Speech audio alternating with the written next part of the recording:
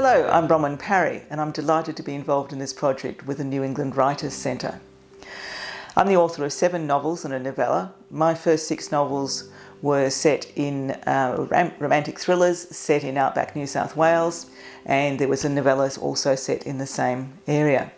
My latest book is a Regency romance, and it's a romantic thriller again, set in 1816 in Yorkshire, so that was a bit of a change.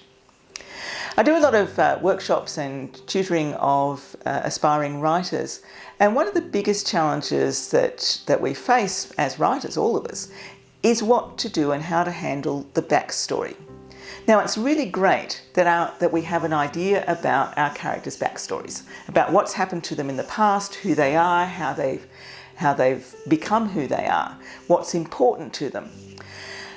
But the thing is, we don't need to tell our readers that in the first chapter, because that takes them from the here and now of the story to the back there and then.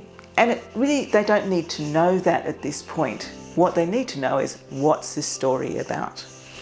So I always suggest to writers that they start their first chapter at a moment of change. Now, that change might happen in the first sentence, it might be in the first paragraph, it might be in the first couple of pages, but something needs to happen very early on that takes your character from normal to the world of the novel, the story of the novel.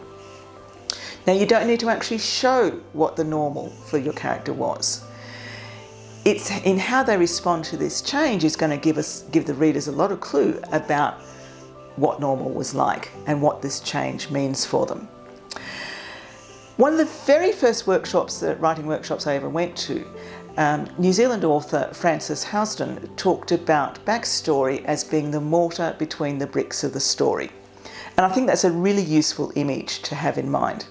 So you've got your bricks of your story, your scenes, your chapters, they build up into the whole structure of your story. And the mortar goes between all of those to give solidity and consistency and hold that structure together. So the backstory is really important, but it's really important because it impacts on the ways in which your characters respond to the challenges that your story brings them. So I encourage people to be in the deep point of view of their character and to think about what's your character actually aware of, or what's influencing their actions at that point in time. Now, you don't need to put in a whole chunk of backstory.